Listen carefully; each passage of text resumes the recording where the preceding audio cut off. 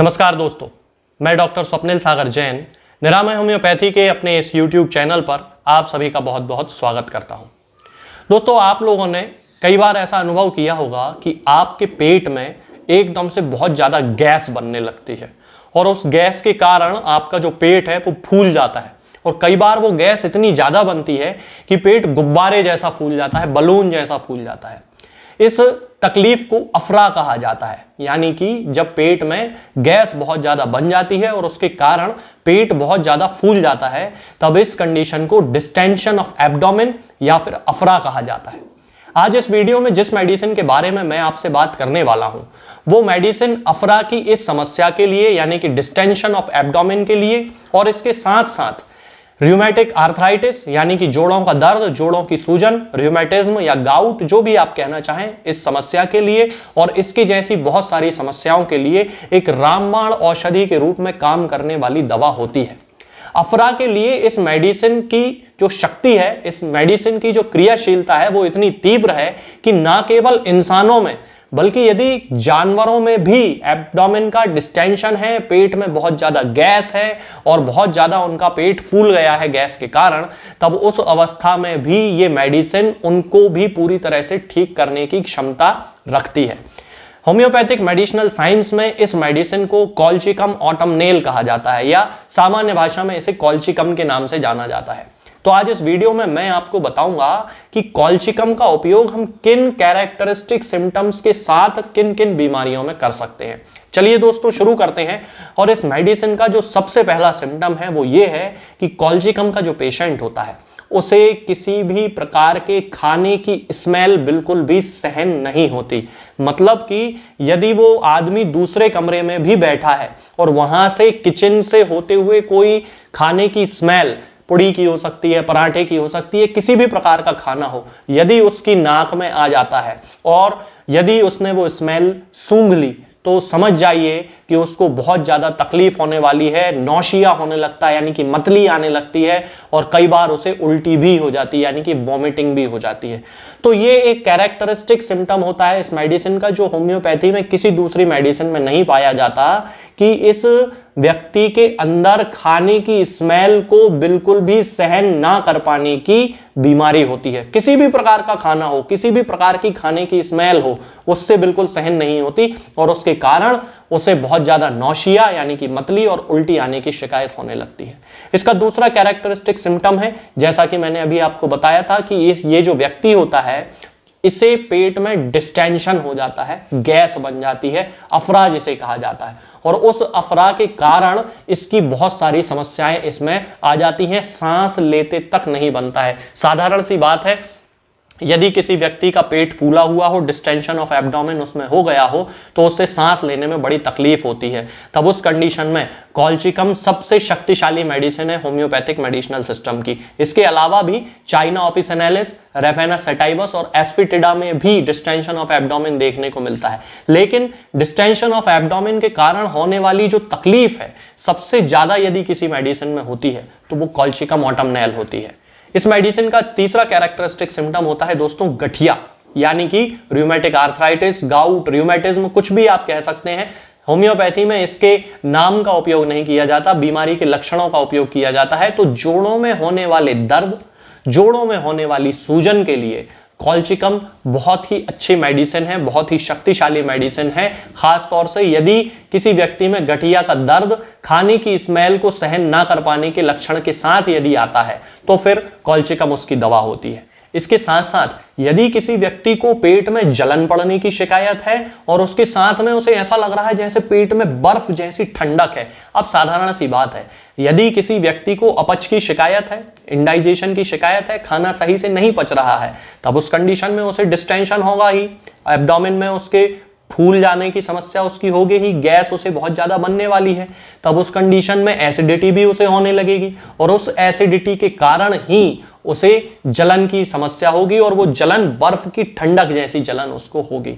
ये कॉल्चिकम का characteristic symptom होता है। इस सिम्टम का उपयोग हम gastric ulcer, duodenal ulcer, peptic ulcer यानी कि इसके अलावा पेट में हाइपर एसिडिटी, हाइपर क्लोरहाइड्रिया, इस समस्या के लिए हम बड़ी आसानी से कर सकते हैं। तो जिन लोगों को इस तरह की अपच की शिकायत है, डिस्टेंशन की शिकायत है, रूमेटिक आर्थराइटिस की शिकायत है, इनमें से कोई भी लक्षण हो, यदि वो खाने की स्मेल को सहन ना कर पाने के लक्षण के साथ पाया जाता है तो कॉल्चिकम उस व्यक्ति की कैरेक्टरिस्टिक मेडिसिन है। इसके अलावा दोस्तों ये पेचिश की यानी कि डिसेंट्री की भी सबसे अच्छी मेडिसिन में से एक मानी जाती है। हालांकि डिसेंट्री के लिए मर्कसोल, मर्क्यूरियस कोरोसिवस और इसके अलावा कैंथेरिस और कोलोसिंथ का भी उपयोग किया जाता है, परंतु कॉल्चिकम का कैरेक्टरिस्टिक सिम्टम यह है कि इसमें पेशेंट को खाने की स्मेल के साथ नौशिया और वोमिटिंग होने के साथ साथ ही डिसेंट्री की शिकायत होती है। मर्कसोल में डिसेंट्री होगी, पेचिश होगी, पेचिश के साथ आंव की मात्रा ज्यादा होगी।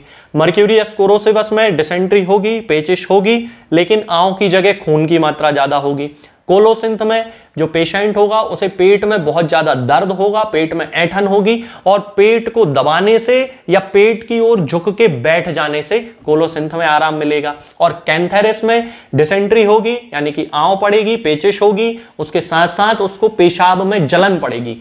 ये 4 मेडिसिन, इनके लक्षण मैंने आपको बताए हैं कि हमें मर्कसोल डिसेंट्री में कब देना है, मर्क्यूरियस कोरोसिवस डिसेंट्री में कब देना है, कॉल्चिकम डिसेंट्री में कब देना है, कैंथेरिस डिसेंट्री में कब देना है और कोलोसिंथ डिसेंट्री में कब देना है। चूंकि इन 5 ही मेडिसिन में जो लक्षण हैं वो लगभग समान हैं, लेकिन कैरेक्टरिस्टिक जो सिम्टम्स हैं वो 5 ही अलग हैं। तो इन लक्षणों के आधार पर हम ये डिसाइड कर सकते हैं कि कब हमें इनमें से किसी एक मेडिसिन का उपयोग करना है।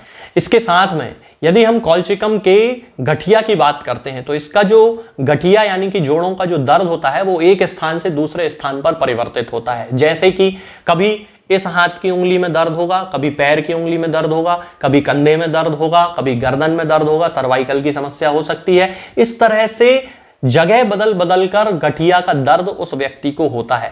इसी तरह का गठिया का दर्द जगह बदलने वाला लीडम पाल में भी होता है, लेकिन लीडम पाल में हमेशा पेशेंट को ठंडी चीजों से एमेलियोरेशन होता है। बर्फ की सिकाई करने से आराम मिलेगा, गर्म चीज की सिकाई करने से आराम मिले तो मैगफॉस, बर्फ की सिकाई करने से आराम मिले तो लीडम पाल, और दोनों ही तरह से आराम ना मिले, केवल स्मेल से होने वाले नौशिया और वोमिटिंग के साथ यदि गठिया का दर्द है तो फिर कॉल्चिकम ऑटमनेल का यूज किया जाता है। अब दोस्तों यदि हम इस मेडिसिन की पोटेंसी की बात करते हैं कि हमें किस पोटेंसी में इस मेडिसिन का उपयोग करना चाहिए, तो सामान्यतः 6 पोटेंसी, 30 पोटेंसी, 200 पोटेंसी से लेके 1 m और 10 m तक का उपयोग इसका किया जाता है। परंतु हमेशा मेडिसिन की पोटेंसी का जो निर्धारण होता है वो व्यक्ति के शारीरिक लक्षणों के आधार पर किया जाता है। यदि एक्यूट सिम्टम्स हैं तो हम 6 पोटेंसी का उपयोग कर सकते हैं। मान लीजिए किसी व्यक्ति को सामान्य नौशिया या वोमिटिंग की शिकायत हो रही है, उस कंडीशन में हम कॉल्चिकम की 6 पोटेंसी की 2-2 बूंद दिन में 3 बार देंगे तो उसकी नौशिया वोमिटिंग ठीक हो जाएगी। मान लीजिए किसी को अफरा है, डिस्टेंशन ऑफ एब्डोमेन है, पेट में बहुत ज्यादा गैस बन रही है, उस कंडीशन में हम कॉल्चिकम की 30 पोटेंसी की 2-2 बूंद दिन में 3 बार या 4 बार देंगे तो उसकी गैस भी पास हो जाएगी, उसके पेट का डिस्टेंशन भी खत्म हो जाएगा और अफरा की जो इंडाइजेशन की समस्या है वो भी पूरी तरह ठीक हो जाएगी। किसी को गठिया की शिकायत है, उस पोजीशन में हम उसे 200 पोटेंसी की 4 बूंद सामान्य परिस्थितियों में हफ्ते में 1 बार पिलाना शुरू करेंगे। पोटेंसी 200 को बार बार भी यूज किया जाता है व्यक्ति के लक्षणों के आधार पर। इसी तरह से 1 m और 10 m का उपयोग भी वीकली और 15 दिन के डोज के रूप में यूज किया जाएगा व्यक्ति के शारीरिक लक्षणों के हिसाब से। ये जो दवा है दोस्तों ये आपको किसी भी होम्योपैथिक मेडिकल स्टोर पे बड़ी आसानी से मिल जाएगी या होम्योपैथिक फार्मेसी से आप ले सकते हैं, ऑनलाइन भी आप मंगा सकते हैं। परंतु मैं किसी भी पेशेंट को ना ही कोई दवा बेचता हूं और ना ही भेजता हूं, क्योंकि मैं केवल एक कंसल्टेंट फिजिशियन हूं और केवल प्रिस्क्रिप्शन देता हूं, किसी पेशेंट को दवा नहीं बेचता हूं। आज के इस वीडियो में दोस्तों फिलहाल इतना ही। आगे के वीडियोस में मैं आपसे बात करूंगा कुछ नई बीमारियों के बारे में और उनकी होम्योपैथिक दवाओं के बारे में। तब तक के लिए जय हिंद, जय भारत।